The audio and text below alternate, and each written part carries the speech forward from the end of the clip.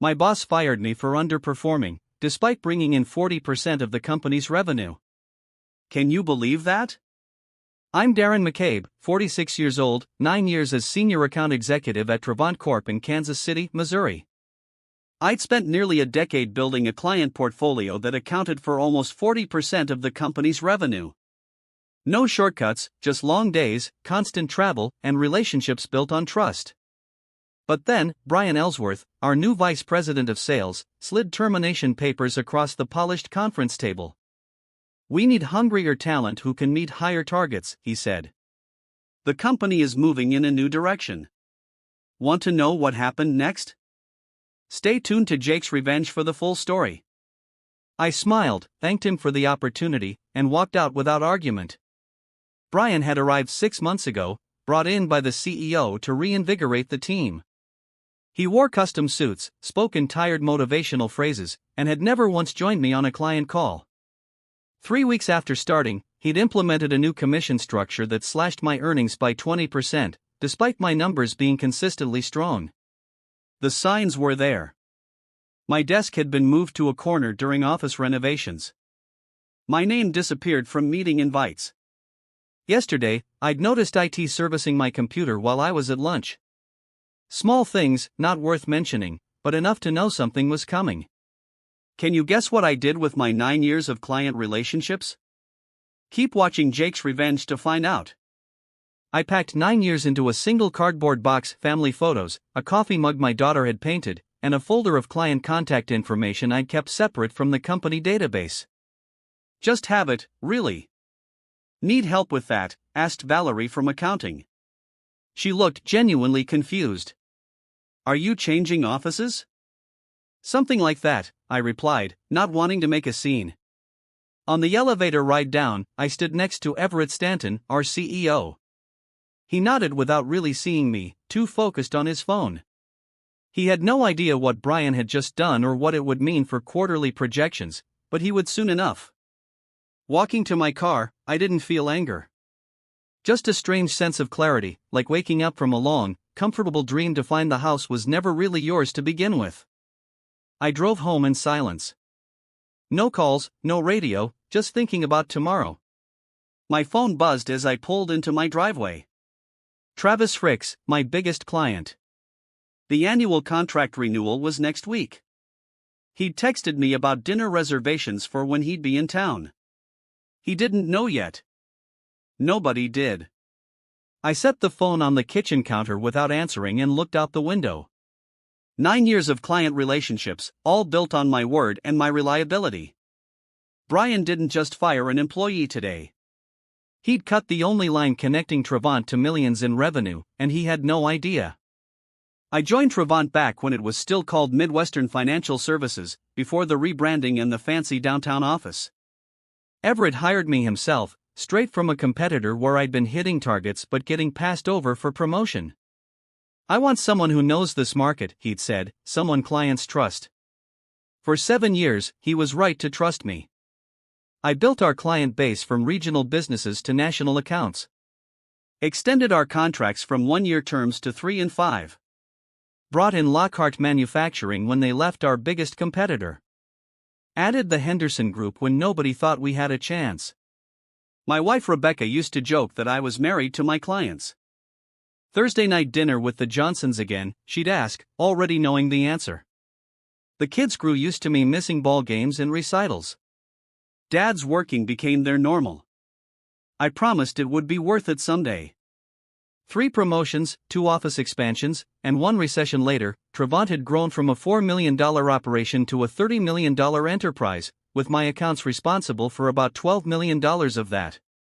Not that anyone had calculated the exact percentage until Brian arrived. The first red flag appeared during a quarterly review meeting 3 months after Brian took over sales. Your client acquisition rate has flatlined, he said, pointing to a chart that showed I'd only added 2 new accounts that quarter. Because I'm focused on expanding existing relationships, I explained. The Lockhart contract just doubled. The future is in new business, Brian insisted. We need hunters, not farmers. A week later, my executive assistant, Julia, was reassigned. The following month, my travel requests required additional approval. My expense reports came back with questions. Small things, death by 1,000 cuts. I started hearing whispers about fresh talent being interviewed. Young MBAs with aggressive pitches and no industry experience. Brian called them disruptors. Last month, he hired Alicia Winters, 29, from a tech startup. During her first week, she was assigned to join me on a call with Travis Ricks. No explanation, no proper introduction, just showing her the ropes. Travis noticed. After the call, he texted me, "Who's the new girl? Are you training your replacement?" I laughed it off. Just expanding the team. But driving home that night, I felt something shift in my gut, the kind of certainty that comes from years of reading boardrooms and client faces. Something wasn't right. I should have trusted that feeling sooner. I placed my cardboard box on the kitchen counter and poured myself 2 fingers of bourbon. The house was empty. Rebecca was at her sister's place in Denver for the week, helping with a new baby. Probably for the best. I needed the quiet. I pulled out my personal phone and scrolled through my contacts. 9 years of relationships, over 200 clients, vendors, and industry connections. People who trusted me to handle their business. People who'd signed with Travant because of me, not our corporate marketing or flashy downtown office. My work phone, now sitting disabled in the box, contained only the official correspondence. The dinner invitations, the golf outings, the personal cell numbers of CEOs and decision makers, those were all here on my personal device. Information I'd accumulated by being someone people wanted to work with. I sipped my drink and felt a strange calm settle over me. No panic, no desperation about mortgage payments or health insurance, just a clear understanding of what had happened and what would happen next. The bourbon burned going down. 9 years of 60-hour weeks, of missed family dinners and little league games. 9 years of building something I thought was mine, only to discover it wasn't. I opened my laptop and pulled up my employment contract. The non-compete clause was there, but limited in scope. 1 year, and only applicable if I left voluntarily. Being terminated changed things. There was no legal barrier to taking my clients elsewhere. My phone buzzed. Travis again. Dinner reservation confirmed for Thursday. Looking forward to discussing the renewal. I stared at the message for a long time. Travis Ricks represented $1.7 million in annual business for Travant. His company, Lockhart Manufacturing, had been with me for 6 years. Before that, 3 years at my previous firm, almost a decade of trust. And he wasn't alone. The Henderson Group, Westfield Properties, Carlton Industries, together they accounted for another $1.5 million. All of them had contract renewals coming up in the next 30 days. All of them dealt exclusively through me. I set my glass down and made a decision. I wouldn't call anyone tonight, wouldn't send angry emails or make threats. I'd sleep on it, wake up clear-headed, and then make exactly 3 phone calls. Not to vent or complain, just to inform my closest clients that I was no longer with Travant, effective immediately. The rest would happen on its own. I took out the family photos from my box. My daughter's graduation, my son's wedding, the trip to Yellowstone we almost canceled because of a client emergency. I'd missed too much already. Tomorrow, I'd start making different choices. I finished my bourbon and went upstairs to sleep in an empty house. For the first time in years, I didn't set an alarm. No early flights, no quarterly projections to review before dawn.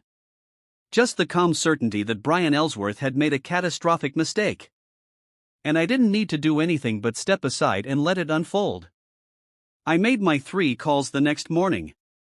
No dramatics, just facts. Travis, I'm no longer with Travant as of yesterday. Wanted you to hear it from me directly. His response was immediate. What happened? Who's handling our account now? Brian Ellsworth will probably reach out. Or maybe Alicia Winters. A long pause. The girl from the meeting? She doesn't know our business. That's all I can tell you. The rest is your decision. Similar conversations with James Henderson and Peter Carlton. No suggestions, no recruitment pitch, just information delivered with the same reliability they'd come to expect from me. By noon, my personal phone was buzzing constantly. Other clients had heard. The industry was small that way. At 2 p.m., Everett Stanton called. I let it go to voicemail. Darren, this is Everett. We need to talk about your transition. Several clients are expressing concerns. Please call me back immediately. I didn't.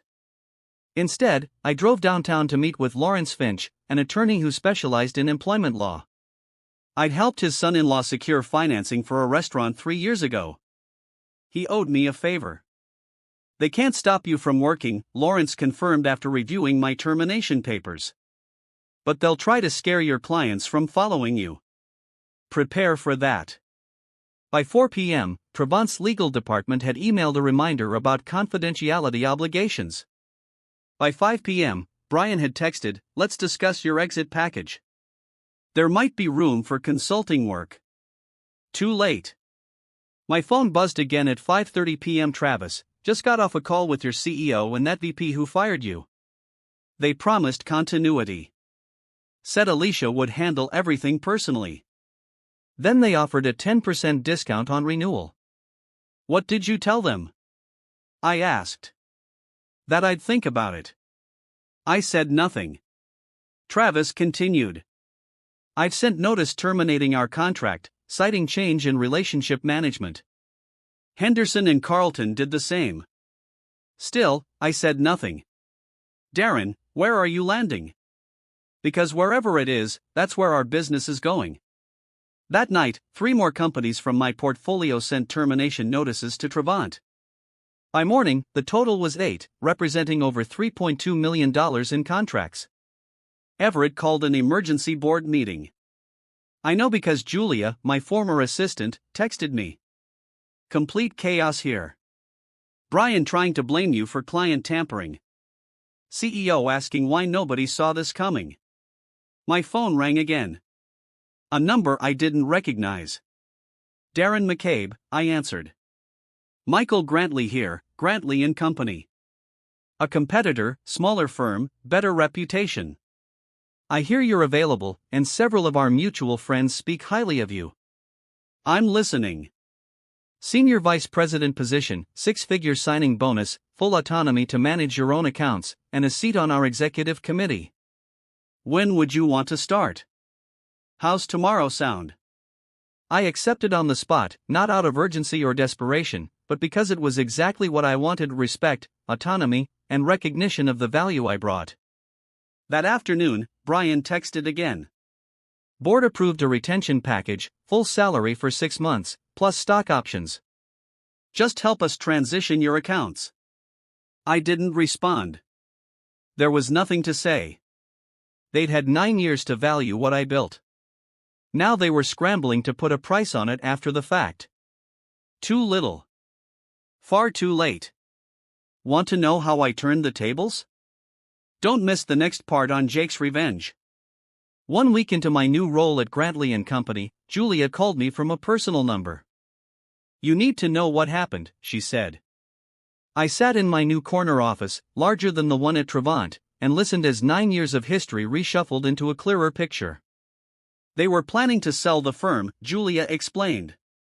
Veritas Capital made an offer 2 months ago, but with conditions. They wanted to bring in their own account managers for the major clients, integrate them with their existing portfolio companies. The pieces clicked into place. Brian hadn't been hired to grow sales. He'd been brought in to transition accounts away from me, making them company assets rather than relationships tied to a single executive. My termination wasn't about performance. It was preparation for acquisition. How do you know this? I asked. I'm still assigned to the executive suite. I see the documents, hear the conversations. Yesterday, they pulled the offer. Veritas won't buy without the client base you built. After we hung up, I sat still for a long time. 9 years of loyalty, and they'd been willing to detach me from my clients like removing a middleman. Not because I failed, because I succeeded too well. The relationships were too strong, too personal. They needed me gone before clients could be repackaged as corporate assets. I opened my laptop and checked my email. More former clients had reached out. The industry was humming with the news. Darren McCabe had moved to Grantley, and clients were following. Travant's stock had dropped 12% in 5 days. My phone buzzed with a text from Everett. "Can we meet? Just you and me. No lawyers." I didn't respond immediately. The deeper betrayal settled in my stomach like cold lead. Not just fired. Deliberately sacrificed as part of a corporate chess game. I picked up the phone and called Travis Ricks. "I need to ask you something," I said. "Did Travant try to introduce you to anyone from Veritas Capital in the last few months?" A pause. "How did you know?" "They brought in some guy, Thomas, during our quarterly review. Said he was a strategic advisor looking at our industry, asked a lot of questions about our future needs." Confirmation. They'd been parading Veritas representatives in front of my clients, laying groundwork for transition, all while I was still employed, still trusting I was building something that mattered. More calls revealed the same pattern. Behind my back, meetings scheduled, information gathered, relationships probed for weaknesses or areas where I might be expendable. By the end of the day, I confirmed that at least 6 of my major accounts had been covertly introduced to Veritas representatives, all under the guise of strategic advisors or industry consultants. I finally texted Everett back. "No meeting necessary. I understand the Veritas situation completely."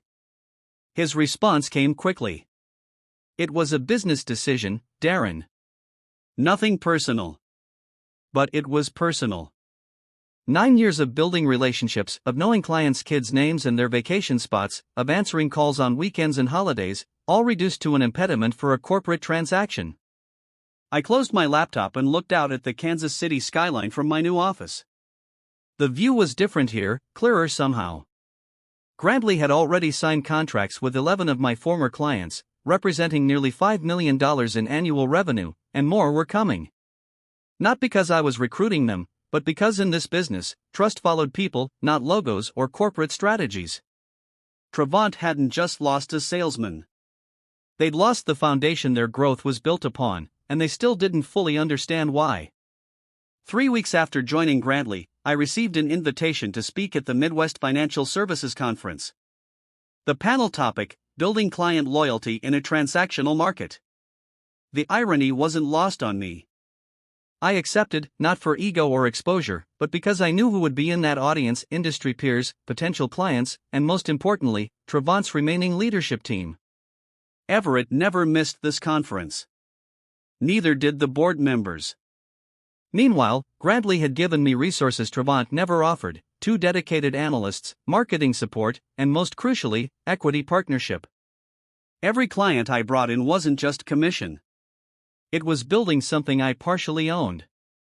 I spent a month preparing for the conference, not with flashy slides or rehearsed anecdotes, but with data. Working nights with my analysts, I compiled performance metrics for every client who had followed me from Travant to Grantley. The results were undeniable. Average service response time reduced by 53%. Implementation costs down 30%. Client satisfaction scores up by 22 points. It was about proving what happened when companies valued relationships over transactions. The morning of the conference, I reviewed my notes one last time. No dramatic reveals, no naming names, just facts and outcomes. Professional, measured, devastating. As I walked into the hotel ballroom, I spotted Everett immediately, huddled with too softly. His face tightened when he saw me. I nodded politely and moved on. The panel discussion began with standard questions about market trends and technological disruption. When my turn came, I spoke plainly about what clients truly valued. In an age where everything is automated and digitized, personal accountability has become the rarest commodity, I said. Companies often mistake client relationships for company assets. They aren't. They're trust agreements between individuals that need constant reinforcement. I presented my data without mentioning Travant by name, just case studies of clients who had switched firms and seen immediate improvements. The lesson isn't about retention packages or contractual obligations, I concluded. It's about understanding that when you treat relationship managers as interchangeable parts, clients will show you exactly how wrong that assumption is. During the Q&A, an audience member, a young analyst I didn't recognize, asked the question everyone was thinking. Isn't your recent move from Travant to Grantley, along with several major clients, exactly the scenario companies fear when they consider how much autonomy to give relationship managers? The room went silent. I could feel Everett's eyes boring into me from across the room. That's a fair question, I replied. But consider the alternative. Travant lost those clients not because I took them, but because they failed to understand what those clients actually valued. No one followed me out of personal loyalty alone. They followed because their needs were consistently better met through my approach to service, an approach my former employer decided was no longer aligned with their direction. I paused, making brief eye contact with Everett. Every company has the right to change direction, and every client has the right to decide if that new direction serves their interests. The market is brutally efficient that way. After the panel, 3 more former Travant clients approached me. By the end of the conference, Grantley had signed letters of intent with 5 new accounts, representing another $2.7 million in annual revenue. That evening, I checked the financial news. Travant had announced a restructuring. Brian Ellsworth was pursuing other opportunities. The Veritas acquisition was officially dead. Their stock had fallen another 8%. I closed my laptop without a trace of satisfaction or triumph. Just the quiet certainty that comes from being proven right in the most definitive way possible by the market itself. The lesson had been delivered. Whether they would learn from it was no longer my concern. Curious about the fallout at Travant? Stick with Jake's Revenge for the final chapter. 6 months after my termination, I stood in Grantley's largest conference room, surrounded by my team and the company's leadership. On the screen behind me, a single slide displayed our quarterly results: $8.4 million in new business, 70% from former Travant clients. Michael Grantley himself raised a glass. To the best acquisition we've ever made, and we didn't even have to buy a company to get it. Polite laughter rippled through the room. I smiled but didn't join in. This wasn't about celebration for me. It was about validation. My phone buzzed with a news alert. Travant Corp announces CEO transition.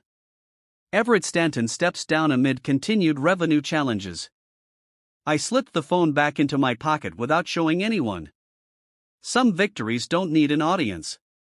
Later that afternoon, I received an email from Alicia Winters, the young woman Brian had tried to position as my replacement. I'd been let go along with most of the sales team. Any chance Grantley is hiring? I forwarded it to HR with a note: worth interviewing, not her fault. As I was leaving the office, my assistant handed me an envelope that had been couriered over. Inside was a handwritten note from Everett Stanton. You were right. I put transaction above relationship. Cost the company everything. If you're ever willing to have coffee, I'd appreciate the chance to apologize in person. I folded the note and placed it in my jacket pocket. Maybe someday. Not yet. That evening, driving home, I passed Travant's building. The sign was being removed from the facade. The local business journal had reported they were downsizing to a smaller office in the suburbs. I didn't slow down, didn't take a photo, just drove on, eyes forward toward the life I was building on my own terms. 1 year to the day after Brian had slid those termination papers across the conference table, I signed the final documents making me a full partner at Grantley & Company. The firm had grown 34% since my arrival. My client portfolio now represented nearly $20 million in annual revenue. I closed the manila folder containing the partnership agreement and looked out my office window at the Kansas City skyline. The same buildings, the same city, but everything else had changed. Rebecca entered with 2 cups of coffee. Signed and official. I nodded. Signed and official. She sat across from me, studying my face. You don't look as happy as I expected. Just thinking about Trevant, I said, shaking my head, about what I'm building here, about doing it right this time. That morning, I'd approved hiring 3 new account managers, all with the same profit-sharing structure I'd negotiated for myself. No one would build something here, only to have it taken away. That was my first act as partner. My phone buzzed. Travis Ricks, heard about the partnership.